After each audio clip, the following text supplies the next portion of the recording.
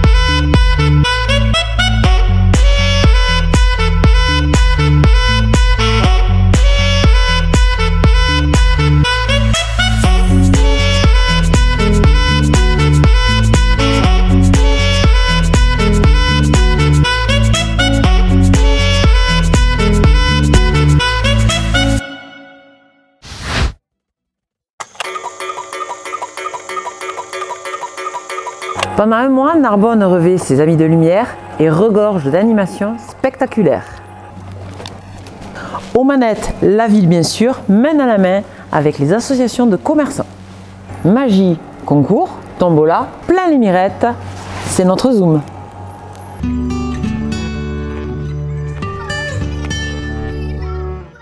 Ils sont des milliers de Narbonnais et de touristes qui se sont pressés une fois encore au cœur de la ville pour se plonger dans le Narbonne féerique de cette fin d'année. Unique en son genre, cette ambiance merveilleuse où tourbillonnent des flocons magiques est savamment orchestrée par une solide équipe municipale. À ses côtés, 4 associations de commerçants, une présidente et 3 présidents s'impliquent et se mobilisent passionnément. Promenade en ville en leur compagnie. Je suis Brice Sarda, président de l'association En Ville des commerçants, qui regroupe à ce jour plus de 110 membres. L'association En Ville a pour but de fédérer un maximum de commerçants afin de proposer des opérations commerciales qui viennent se greffer aux animations de la mairie, comme par exemple en ce moment les magnifiques féeries de Noël. Le concert, je dirais, de nos actions commerciales ainsi que des animations de la ville font qu'on a un enthousiasme et une joie immense, en tout cas qui nous est retournée et manifestée par l'ensemble des clients. Voilà, mandarine. On va le faire goûter un Narbonnais. Ah, allez, Narbonnais. Les fêtes de fin d'année, c'est une période qui est une période d'effervescence pour toutes les activités commerciales, tant pour les commerçants sédentaires que pour les commerçants non sédentaires. Je pense à ceux qui opèrent en ville, les halles bien sûr, et les commerçants qui font le marché. Donc il faut absolument qu'il y ait une parfaite collaboration entre nous, un timing aussi qui doit être respecté sur la période des féeries et une très bonne organisation de façon à ce que tout le monde puisse apporter de l'offre et que tout le monde puisse bénéficier de cette période de l'année.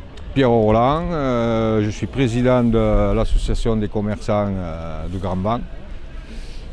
Et je suis ici, je travaille ici.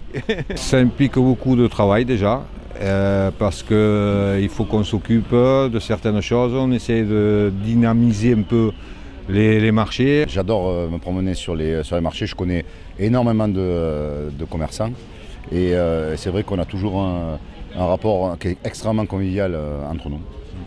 Je m'appelle Christine Fernandez, je suis présidente depuis 20 ans du comité d'animation Voltaire-Joffre du quartier Voltaire, bien sûr. Présidente heureuse, ben oui, puisque sinon je ne le ferai pas, je ne continuerai pas, donc j'ai ça dans la peau. Nous avons entre 40 et 50 membres adhérents à l'association. La foire aux antiquités, ça reste un gros événement. Et puis nous avons créé l'Urban Race qui nous tient très à cœur, une course urbaine. La ville nous soutient dans une parfaite logistique. Vive Voltaire! Pierre Bergouin, président de l'association des artisans des commerçants des Halles. Ici, tout le monde se côtoie. Petit, grand, toute communauté. Il n'y a jamais d'histoire parce qu'ici c'est un endroit neutre. Ça appartient aux Narbonnais, quel qu'ils soient. Et oui, l'association participe parce qu'elle crée toutes ces animations et continue à créer et à promouvoir cette âme. Parce que dans les Halles, il y a une âme. Nous avons un programme d'une 35 à 40 animations dans l'année. Donc nous les proposons, les soumettons qui s'appelle à la municipalité, qui valide par rapport à l'emplacement, à certaines choses. Et donc ils sont tout le temps invités naturellement à venir et à nous aider au niveau aussi de la structure, des tables et des chaises, des employés municipaux qui nous aident à monter tout ça. Et puis après, c'est les commerçants et les bénévoles qui finissent le travail. Et puis après, on boit le coup de l'amitié, ça chante, voilà. C'est idéal. Astringent, boisé, brûlé, cacaoté, épicé ou sauvage, autant de termes pour qualifier les arômes du café. Chers dégustateurs, vous n'avez pas idée du lieu où l'on peut en boire. Plongeons dans ce mar délicieux avec Pierre-Marie, portrait.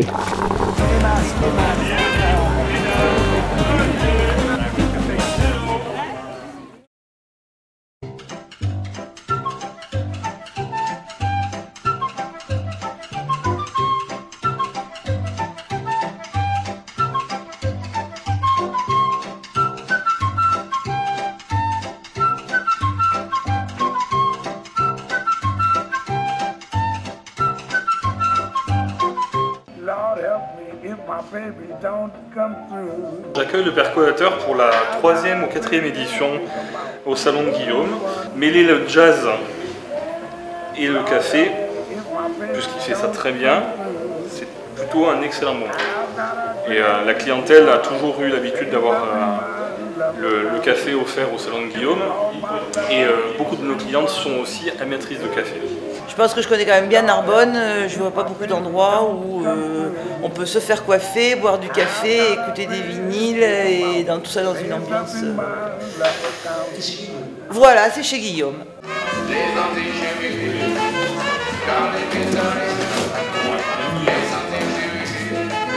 J'ai la tête d'un mec qui est toujours endormi et je propose du café.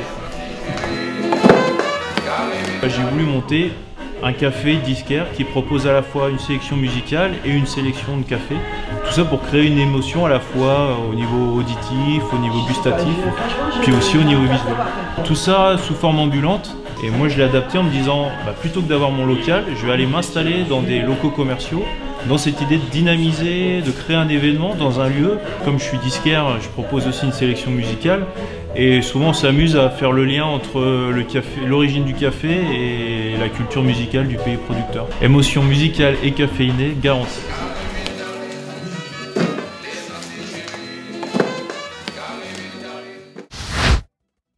€6,90 madame.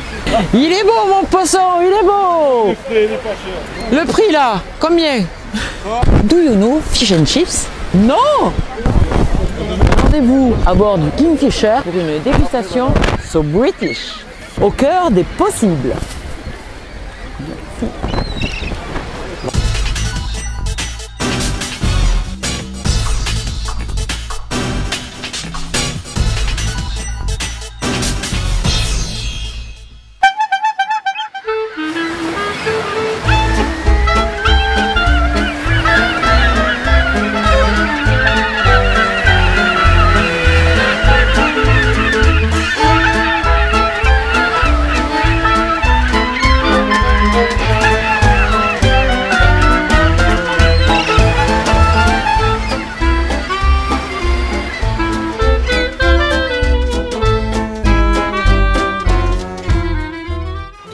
Chez Fish and Chips.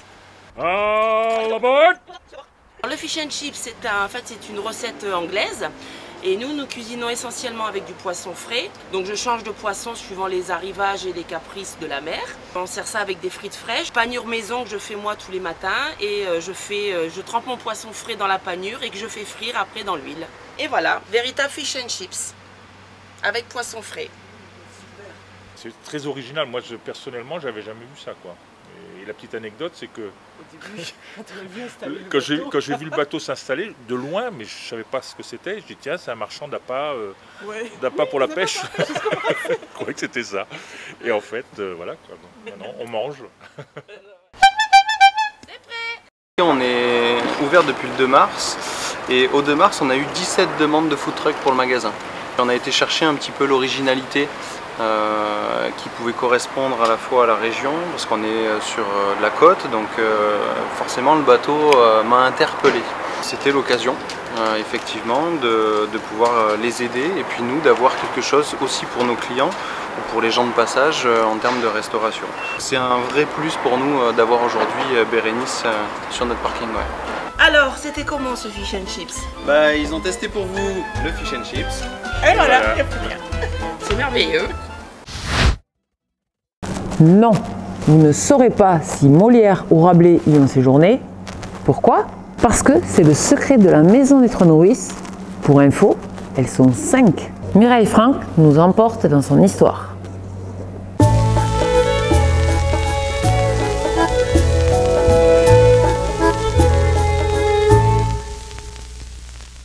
On l'appelle la maison des Trois Nourrices et pourtant quand on regarde la façade, il y a 5 femmes.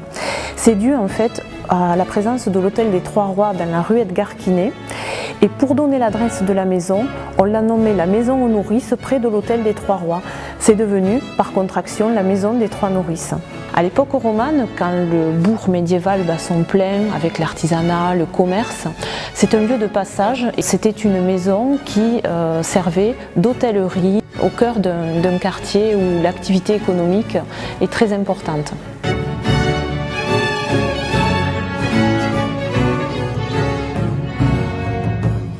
La légende narbonnaise va lui attribuer des passages de noms prestigieux, comme Rabelais qui vient à Narbonne, comme Molière qui aurait logé dans l'hôtellerie des Trois Nourrices, ou encore le grand écuyer de France 5 Mars qui, accusé de trahison, va être arrêté par Louis XIII lors de son passage à Narbonne en 1642 et donc il se serait réfugié dans cette maison des Trois Nourrices. En fait, on n'en a aucune preuve, mais ça montre l'attachement des Narbonnais à cette maison qui veulent y voir des grands noms passés, ils veulent qu'elle soit absolument rattachée à la grande histoire de France. La restauration de l'étage a été confiée à Pierre Caron. Il va également réaliser les peintures, donc des vitraux, sur le thème des Trois Nourrices. Donc c'est un thème assez amusant, c'est une vision de l'artiste. Il va s'amuser à jouer avec les formes de la poitrine des nourrices, il va les démultiplier, cette forme ronde on la retrouvera partout, mais on verra aussi que cette forme nourricière va aussi être reprise pour représenter des raisins et il va mélanger à la fois le message sur le liquide nourricier de la nourrice mais aussi sur le vin qui va constituer un élément phare de l'économie narbonnaise au XIXe siècle. Finalement, l'attachement des Narbonnais se lie à travers l'imaginaire que cette maison a suscité chez les habitants, à la fois avec la volonté d'y voir passer des personnages prestigieux, également l'action de Louis Berthommieux qui montre qu'on peut débloquer des fonds personnels par amour du patrimoine, c'est cet amour du patrimoine qu'ont les Narbonnais, et enfin par l'acquisition qu'en a faite la ville en 1987 pour la restaurer dans le cadre du secteur sauvegardé.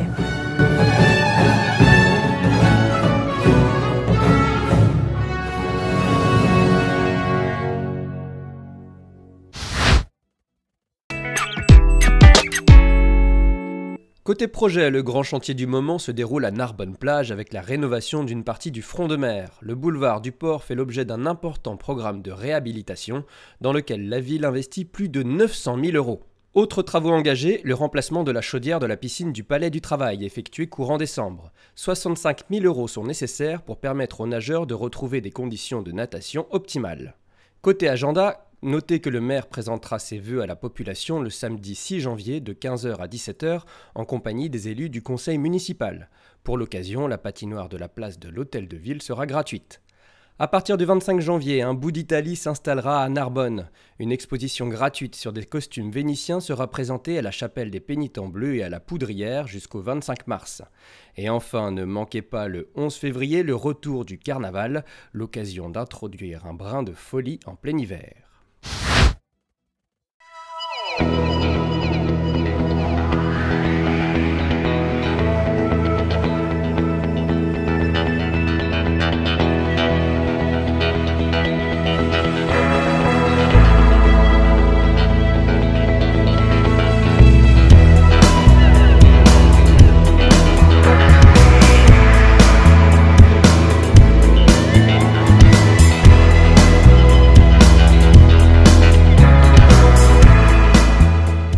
cette année, que souhaitez-vous à votre ville?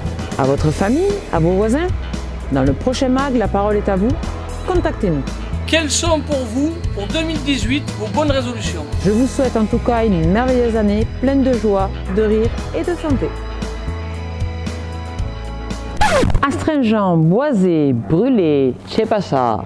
Si, autant de termes pour qualifier, je sais plus. Autant de termes pour qualifier, je sais plus. Ça fait 15 ans que je ne suis pas montée sur des patins. Oh, je vais prendre ça, hein. Interdit. Doucement, Papa Noël. Au revoir et à bientôt.